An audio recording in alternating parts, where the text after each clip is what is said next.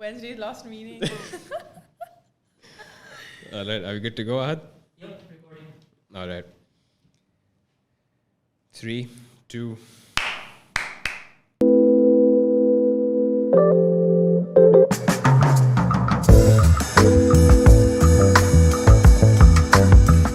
What's going on, everybody? It's me, Asad Hashim Ali, back again with another episode of Behind the Grind. It's episode number 22, and this time we have Isma Khan, who is a board-certified behavior analyst. Did I get that right?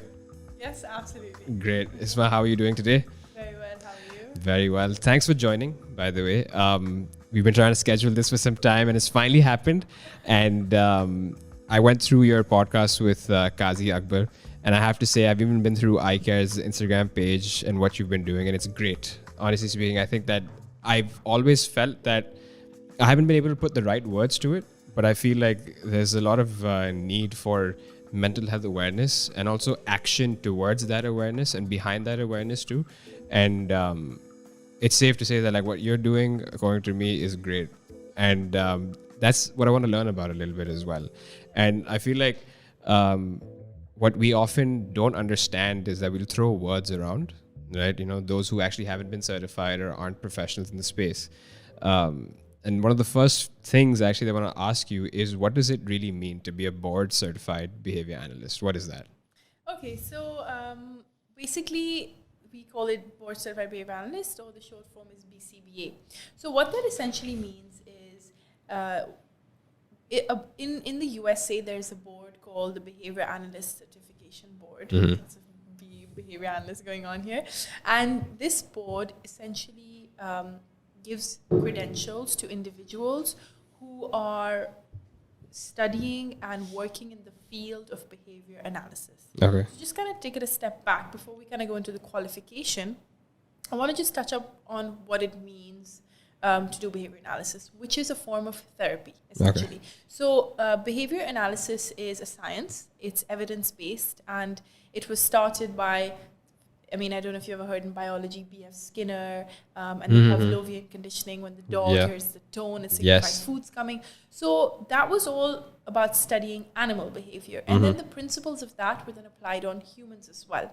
And why it's important is because when you have individuals who are unable to communicate and who are trying to express themselves, behavior becomes the expression of communication. Be it a child taking your hand and guiding you to a particular thing, be it a child pointing to an item, be it the fact that an individual nods their head, it's a form of acknowledgement. Whatever we see in a human is a behavior.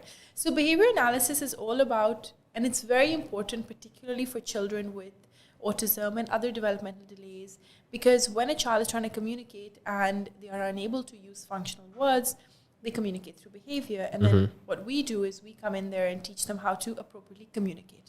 So I kind of gave you a bit of a background about what behavior analysis is. And then to kind of come back to your question about BCBA, there are 4 credentials that the board in the USA certifies you with. And the bottom one is RBT, where there are many individuals in Pakistan who do it. And it's a 40-hour training whereby you learn the basics of behavior analysis and you become a practitioner. Then there's BCABA, which is your behavior analyst, but you're an assistant behavior analyst, which means you can only practice under a behavior analyst under supervision. And then there's BCBA, which is what I am. And then there's BCBAD, which is a BCBA who's done a doctorate. And what this means is that we have done 1,500 hours of supervision. So we've had a supervisor watch our practical work. And also we have done our masters and theory. And so when you do your theory and you do your practical, you combine the two and you sit an exam. And it's a 4-hour exam. Took about 3 months to study for it. And so when I got qualified and I moved back to Pakistan about 4 years ago, I was the first in Pakistan as a BCBA. It's a very new field.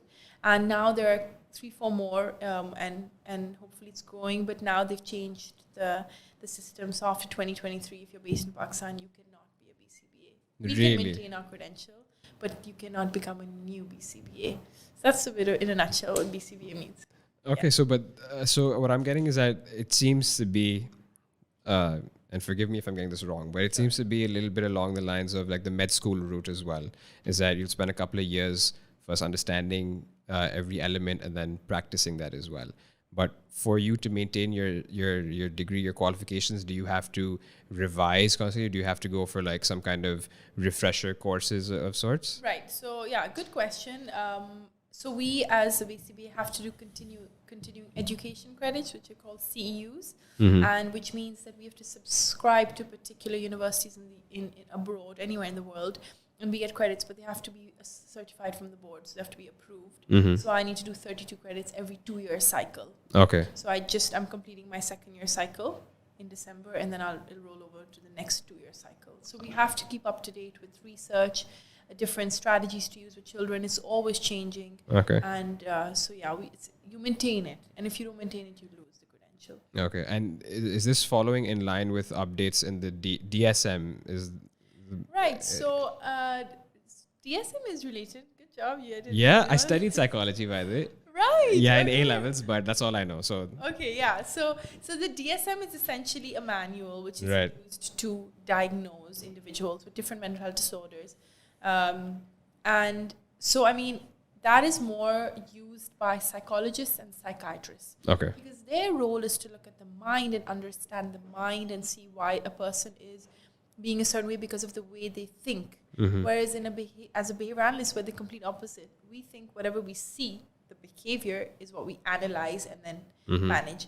So the DSM is not something we really look into. Okay. But yes, what happens is a psychologist or psychiatrist will first diagnose a child based on the DSM manual, and then the kid will come to us for an intervention, which is the therapy. So that's actually the first step for a child. Correct. It's not like they come straight to you. They first have to get a diagnosis. Well, honestly, I truly believe, not all BCBAs or practitioners believe this, but I believe that a child can come to me even if they're 2.5 years old and they're not diagnosed. I will still take them on, because in the end, they're delayed and they need help, and they need to work on certain skills, and I will still work with them even if they don't have a diagnosis. And I have many of them. But generally, the route to take is if a parent notices red flags, they have to first go to a psychologist or psychiatrist who will diagnose a child, and they come for therapy. Okay. But having said that, honestly speaking, we are not eligible to diagnose. But after seeing so many children, I deal predominantly with children with autism, but I also have other delays. And having seen so many different children, I can definitely tell if I think they're on the spectrum or not. So I could tell a parent saying, well, I think your child has red flags for being on the spectrum. However, if you want a diagnosis, then you have to go to a psychologist. Okay, and that's come with experience and with time. Correct. Okay, yeah. all right. So what defines autism? What is that? Okay, so autism is I'll give you an example. Einstein was autistic, and there are a couple more people who were also autistic. Famous people, Susan Boyle, who did Britain's Got Talent, that lady. Okay. So and basically I gave you those names is because autism is a spectrum, right, which means that all individuals are different. It's a neurodevelopmental disorder, which is characterized predominantly by lack of social and communication issues, which means unable to communicate, understanding emotions and building relationships is difficult for them. Their EQ in terms of, this person's feeling sad or they're being sarcastic, that concept is kind of weak. And also apart from that, they engage in repetitive or stereotypical behaviors, which are either hand flapping or walking on tiptoes. They might close their ears because sounds could be too noisy to them, which may not be to us. So they have extra sensitive senses. And then generally they like to be on their own. So, but then, as I said, you can have kids on the spectrum or individuals on the spectrum, they're even adults, who can talk and communicate. And a lot of people tell me there's a lot of, misinterpretations about autism, and they say, well, this child can talk, so they're not autistic. There's nothing wrong, yeah. And I said, well, just because they can talk doesn't mean they're not autistic. It could be that they're socially very awkward, and so therefore they're on the spectrum. So there's some kids on the other extreme who cannot communicate at all, and then they would communicate through sign language and stuff. And just on that note, if you want to understand an individual who you might see in society and think, is he autistic or not, The Good Doctor. It's about an autistic doctor, and they highlight so many of these little traits really well about how he doesn't understand how to understand sarcasm, or when another doctor is trying to build a relationship with him, he backs away and he doesn't like touch. So these are a lot of the things that they actually do. Okay. All right. So there's this two ends of the spectrum, right? And there's a high functioning, there's low functioning, right? Correct. So like, what are some like key identifiers or flags for both ends? Can I just say, first of all, I'm very impressed. You did your homework really well. Thank you very much. Thank you very much. Yeah, but because I genuinely do have an interest in this, you know, and I've heard about it for so long. I've even in A-level psychology, I had abnormal psychology, so that gave me this this edge in a way. So like most of my homework's been done. Not flexing, not showing off, but yeah. Sorry. No, that's impressive. No, a lot of people don't know what high functioning, low functioning means. But yeah, so high functioning is when you are more typical. Right. Which means you can probably communicate and you can express yourself, but then there's that element of social awkwardness or sensory behaviors. And then there's low functioning, which is individuals are more severe and they stand out more in terms of they have more physical features such as hand flapping, walking on tiptoes, producing non-functional sounds and not able to communicate at all, no words. And that's the other extreme. Then kids can be anywhere on the spectrum, moderate, mild. So mild autistic and high functioning is the same, and severely autistic or low functioning is the same. And then can be anywhere. Okay, but is there any overlap between autism and Down syndrome? Well, so autism and Down syndrome are not really overlapped. No, Down syndrome is because of a missing chromosome, and that causes not only a cognitive delays but also physical changes. Okay. Be it their fingers, their fingers are shaped differently, or their eyes, or their nose, and so I would say, but I have to say in terms of research, because I've actually done a decent amount of workshops with KDSP at the Karachi Down Syndrome Center, and we talked about Down syndrome and behavior therapy. And when I was doing my research, there isn't really much overlap. However, autism is comorbid or overlapping with other disorders such as anxiety, ADHD. So 33 to 40% of individuals with autism have ADHD as well. And an element of OCD as well. So it falls more with those than Down syndrome. Okay. So that also then goes to say is that, as you said, like there's no physical symptoms of autism. It's more about recognizing based on cues in communication. Correct. Right? So have you ever worked with adults that are on the spectrum? I haven't really. Most of our work is based on early intervention, so working with children between the ages of 2 to 7, and that's the age group we predominantly see. Having said that, I have to say, so the reason I'm actually in this field is because my uncle's son is severely autistic, and he's now about 21 years old. So I count him as an adult, and I saw him like 3-4 years ago, and I went to Lahore, and he was the first adult that I tried to work with. It didn't go very well because he was like, "Who are you? Like, why are you telling me what to do?" And I tried to teach him science, and he actually did kind of pick up on movie and things, but I haven't really worked with them for a long period of time or anything like that. Yeah. Because, you know, I'm very, because it's not something which is physical, right? I'm also very curious to know about that because there was a time when, like, even for example, I don't know about your parents, but my parents definitely didn't have words like depression and anxiety in their vocabulary up until like 2010 or, you know, 2005. So even then, you know, like this could have been something which was probably like pushed under the rug. Parents didn't want to acknowledge it or didn't want to recognize it, and now it would have manifested into something else. I don't know. Actually, you raised a really good point, and I think the most difficult part for families like them, like my cousin and others, is that the awareness was not there, right? And the intervention was not there. As I just said, I moved back 4 years ago, and I was the first behavior analyst in Pakistan. So you can just imagine before that, there are still people who've done behavior therapy, etc., but they're not certified to kind of practice and supervise, etc. And when I look at him, I always think, I wish I was there when he was a little boy and I was the person I am today. Because by now he would probably be speaking. But currently it's all through science. So I think back then the problem was awareness, absolutely, lack of interventions, and also denial. So, there's a problem, I don't know what to do. Then once they accepted it, then it's like, okay, now where do we go? And I think what happens is a lot of families have moved abroad because they wanted to get the interventions, but obviously not everyone can do that, and so they kind of had to stay back for work. But yeah, it's truly a shame, but I definitely think that we're on the right track in terms of creating more awareness. And definitely I can see that, like by the likes of yourselves and even KDSP.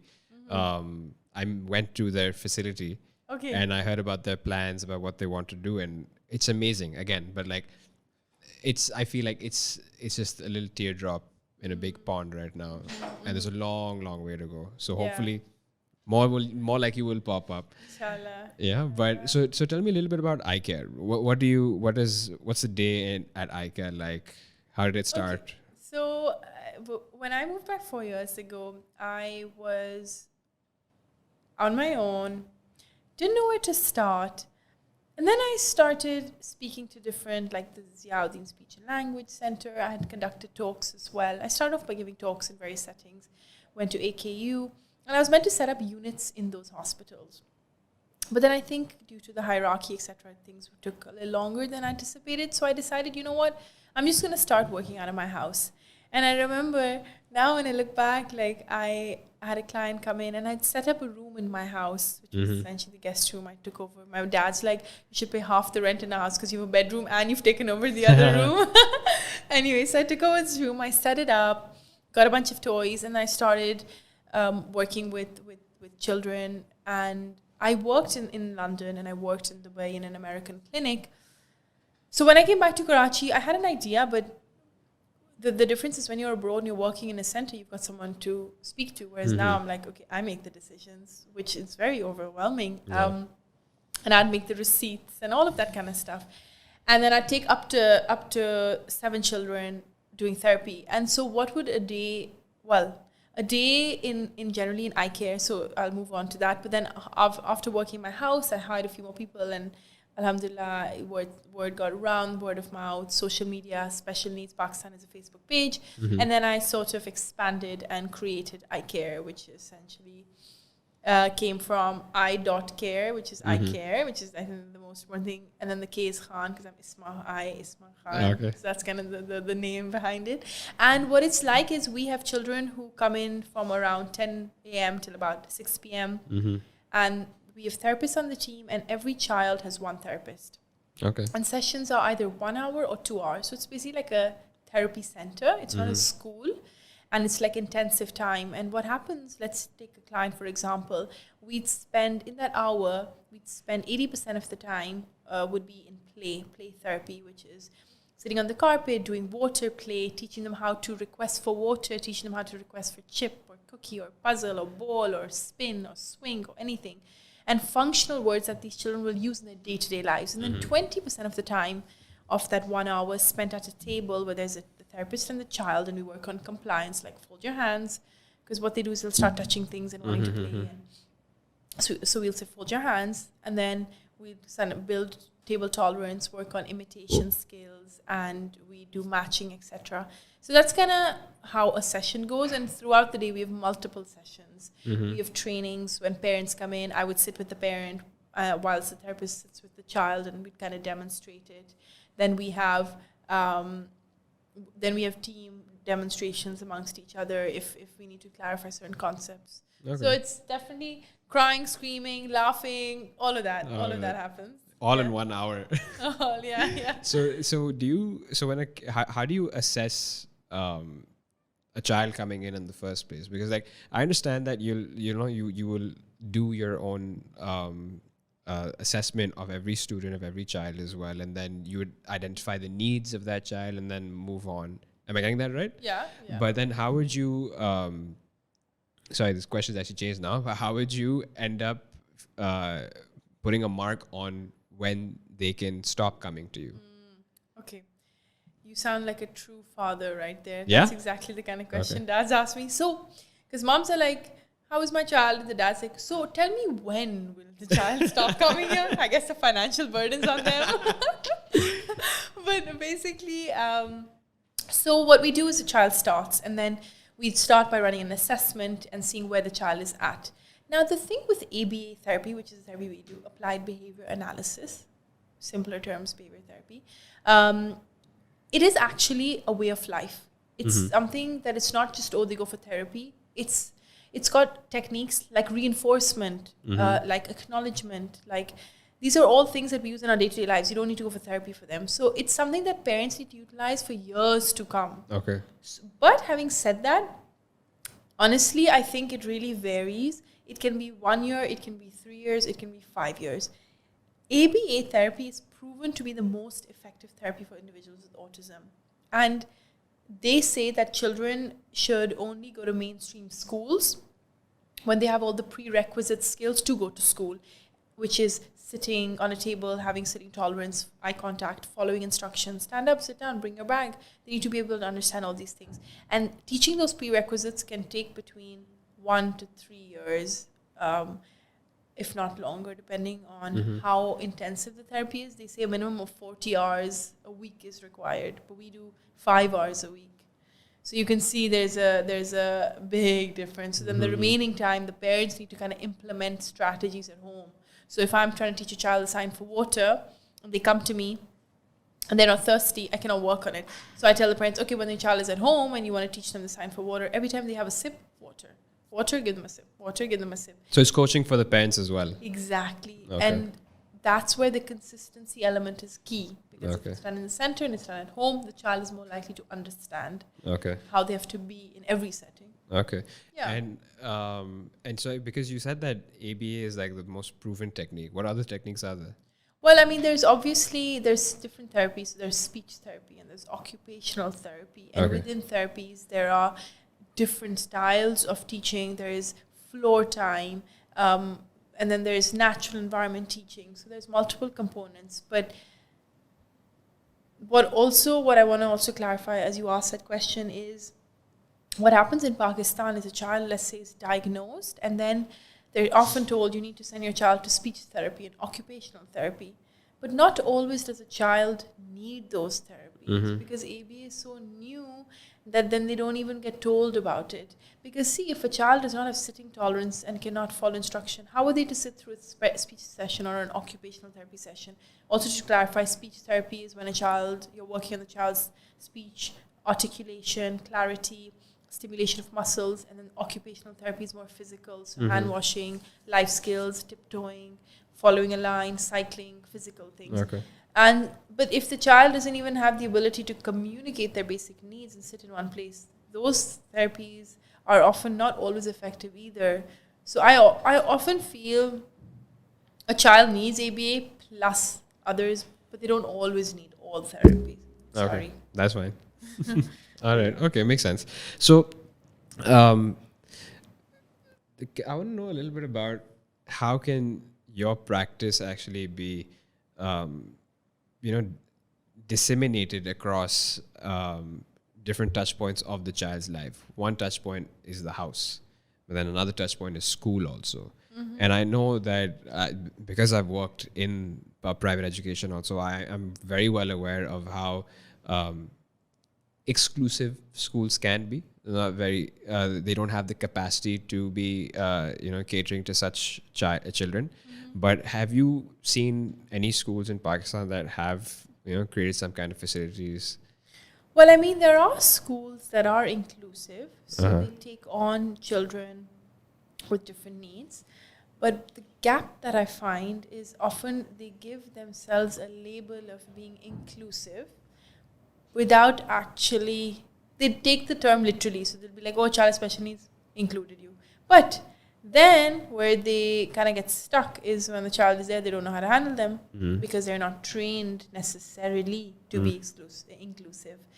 And to just kind of describe the ideal inclusive model, which I actually saw when I was in Dubai, was that a child goes for therapy. So there's a school, a typical school, and they have a section for ABA therapy. The child goes for their ABA therapy time there, and then they go to the school for like play time or music time, and they do the fun stuff in the mainstream school, and then they kind of come back to their ABA therapy. Okay. That's like an ideal inclusive model. So I think in terms of your question, yes, I think people are open to accepting children with different needs, but I think in terms of management, that's the part that's kind of lacking. And also, I would say, in terms of schools, and I've been to schools and I've done workshops, the awareness for the various developmental disorders, sometimes teachers need to be able to spot that, oh, this child doesn't actually seem like they've got issues, or they might even be on the spectrum, or they might be ADHD, and they'll say, but the child isn't focused, and I'm like, but hold on, why is he not focusing? And then you have to kind of dig into it, and it's very common, dyslexia, ADHD, and all these things, but I think that needs to be built into like the teacher training. Absolutely, and I think that's kind of a gap that needs to be filled, essentially. Yeah. And what about in terms of the public education space? Have you seen any work like this happening over there? Well, I have seen one or two public schools and government organizations, and I mean, they do the typical curriculum. I don't think it's necessarily specialized for the kids unless you go just to a school which is for special needs. But honestly, to be honest, a lot of work is required. Yeah. The system, goals that need to be streamlined, and ways of screening the children and what to do with them and all that kind of stuff. Yeah. Have you ever tried like getting into that, like just in terms of working on public policy in any way, or working with the local education boards in any way? There was a project that was happening actually with the government, where some individuals from the government, and we were working on creating an app and a handbook which would be downloaded by parents with children with autism, and that app would provide them with different things, such as, let's say, how to diagnose your child, how to work with your child. Are you a parent? Are you a teacher? Are you a professional? And accordingly, depending on what you were, you'd kind of get directed into another domain of information. But unfortunately, that kind of got held up. No surprises there. Yeah. So that didn't really pull through. But maybe at some point, we'll be able to launch it. Let's see. Yeah. Cool. Sounds like a very cool idea, though. Scope is there. The most important thing is how it's going to be executed and received. And we have to present it in a way that every person, the lay person, everyone can kind of understand the idea behind it. Has to be contextualized. Yeah, precisely. Cool. All right. So let's zoom out a little bit. Let's talk about like society as a whole. Yeah. This is in Kazi's podcast, so I'm not going to be all like philosophical about it. But like based on your experiences abroad, having lived there, having practiced there also, what do you feel like we need to be doing as a society to become more inclusive? Okay. First of all, before we even go to inclusive, I think the first thing we need to do as a society, and I say this to so many people, don't hide your child. If your child is an issue, big deal, we all do. Just because I can communicate and speak doesn't mean that there are things that mentally bother me, as they do with all of us. I think all human beings have an element of a mental struggle or a challenge. And the first thing that I really want to highlight is, a lot of people say, "Log kya kahenge?" Okay, acha, you go to the mall, lekin log bolenge ke, like, why is your child jumping on his toes, or why is he flapping his hands? And so to avoid that society's, I guess, reaction to them, they don't bring them. So I think the first thing we can do is bring out your child, because see, to all the parents who hide their children, they're making it harder for our society to accept it. Why abroad is it not a big deal if you see a child producing random sounds, or, as I said, walking on tiptoes or covering the ears? You walk past them, you don't think twice, because people bring them out, so you become desensitized. Another example, COVID. If I walked around with a mask before COVID happened, everyone would be like, why is she wearing a mask? Yeah. What happened? Everyone did it. Everyone got desensitized. Now it's like, why are you not wearing a mask, right? Yeah. So it's the same with these kids. If you bring them out, society will become more and more aware, and then therefore they'll be able to point out, and for the future generation to come, they'll be able to point out, this could be the problem because they've seen XYZ child. And once awareness is increased, more people will know about it, more people will be doing more about it, and therefore inclusion will also take place. And one simple thing in our society to do inclusion for special needs, putting ramps everywhere. That's one thing I always say. I mean, most restaurants don't have a ramp. Yeah. Malls, maybe now they do, but making places accessible to anybody, and I think that's the first step, be it physical or cognitive, amongst many other things. But yeah. And that's like, can you dive a little bit more into like cognitively, how can we make it more inclusive? Because like the physical inclusivity is also like it's you have people watching this have naturally gone, abroad, I'm guessing. And even if you haven't, you've gone to Dolmen, you've gone to Centaurus, or you've gone to the airport also for that matter as well. You've seen the ramp, right? Yeah. You've seen the railing. You've seen the signs of there's wheelchair parking. But cognitively, like what could we do? Like, is there something that would be a more overt kind of cue to be inclusive in that matter? I would say, so obviously we're adults and we know a certain amount. I think things like what we're doing today, this podcast, is good for adults to know and be more aware.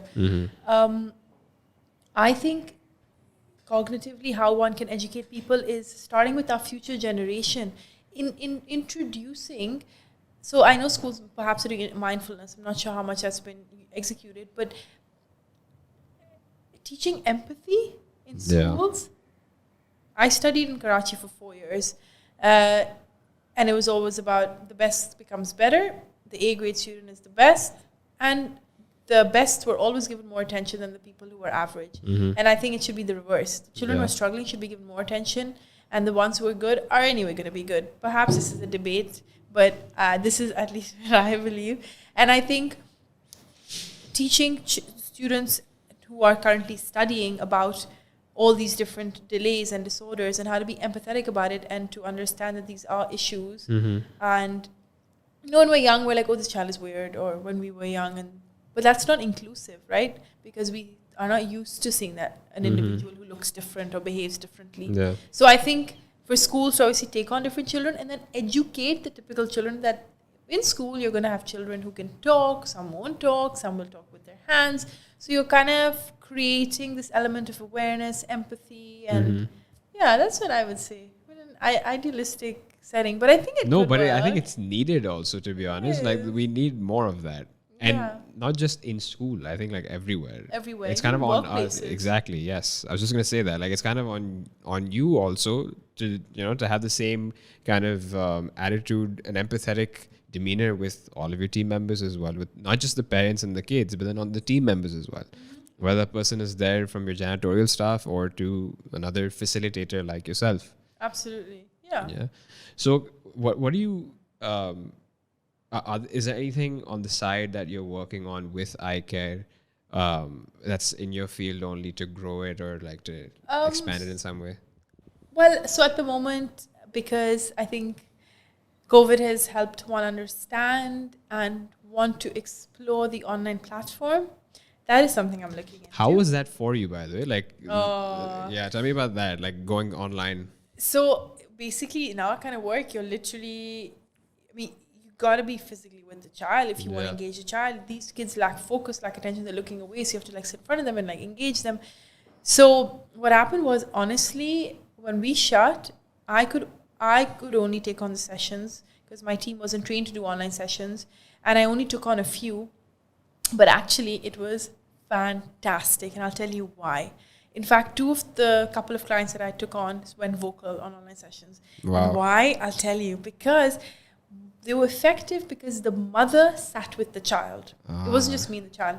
Then the mom got so fully trained and felt so responsible for that child and started seeing results with their child. So I'll tell the mom, I'll be like, Mom, okay, put this on the table. Okay, now give this to the child. Okay, now do this. Now we're going to teach this. And I kept guiding the mom, and the mom became like a therapist. Is a therapist, let's say. And so what happened was, when the mom picked up those skills, then she implemented it throughout the day. So the child had those 40 hours that I was saying. The child probably got so many hours of therapy naturally. Wow. And so the child picked up on concepts really fast.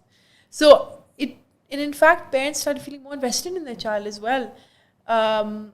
So it was a really interesting experience. Initially, when we started, I was not sure how to go about it. But then I realized the main therapist becomes the mom. And then you kind of train the mom. So it went really well. And as I said, we had kids who could communicate through signs and started becoming vocal and then started speaking. So that was very, very exciting. But yeah, moving on forward in terms of the field and something on the side of eye care, I want to actually launch an online platform of teaching. So in fact, just today I was looking up Skillshare. It's I'm quite new to this though.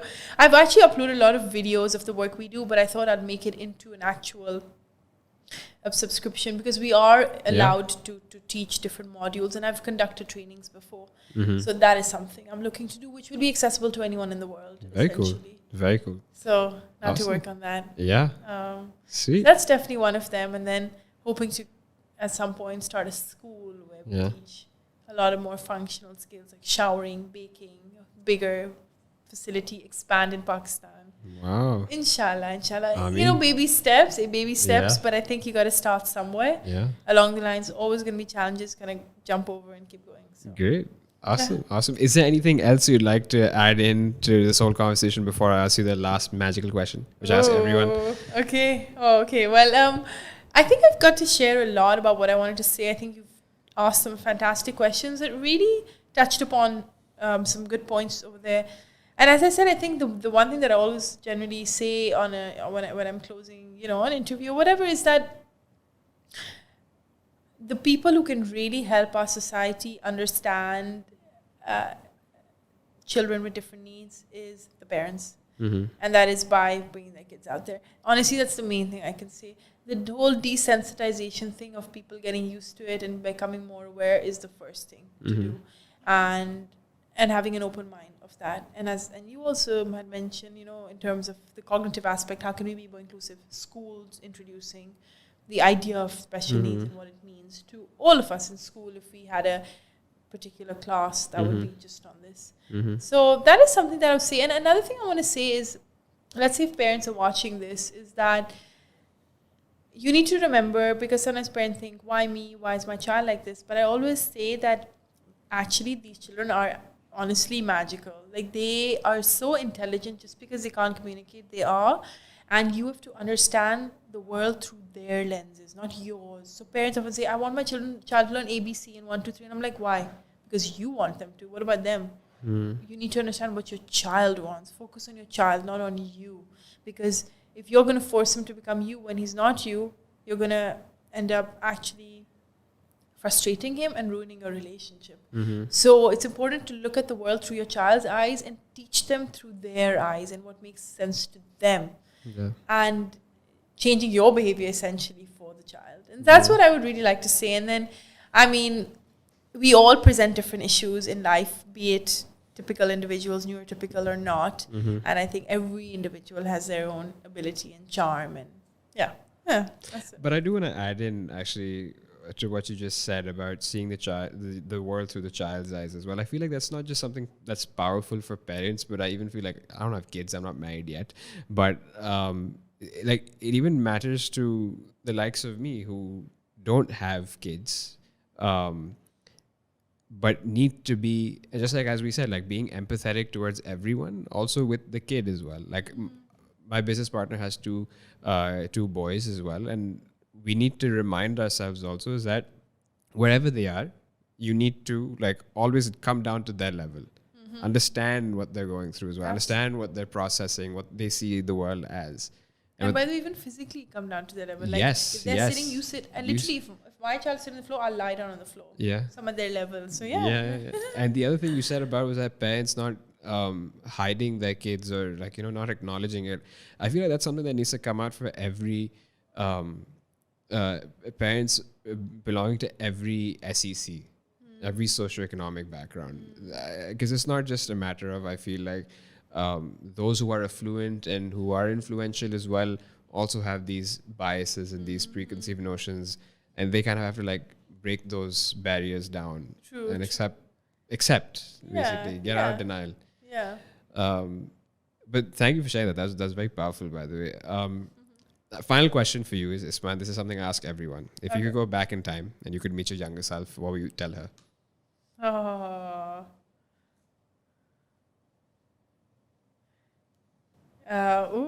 That's tough. I tell myself so many things.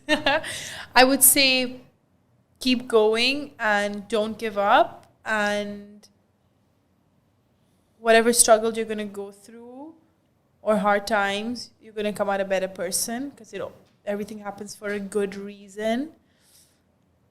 And I'll just say never give up, keep dreaming, and not in a cliche kind of way, literally we just keep going and conquer each hurdle and believe that what's meant to be for you will be, and what's good for you will happen. Yeah. Awesome. Cool. Yeah. All right, great. This was a great conversation. Thank you so much for coming on. Thanks for having me. My pleasure. My pleasure. That was Isma Khan, everybody. This is episode number 22. Number 22, right? 23. Whatever episode is going to be up on the title. If you'd like to get in touch with Isma, all the details are in the description. Till the next one, everybody. Take care. Bye-bye.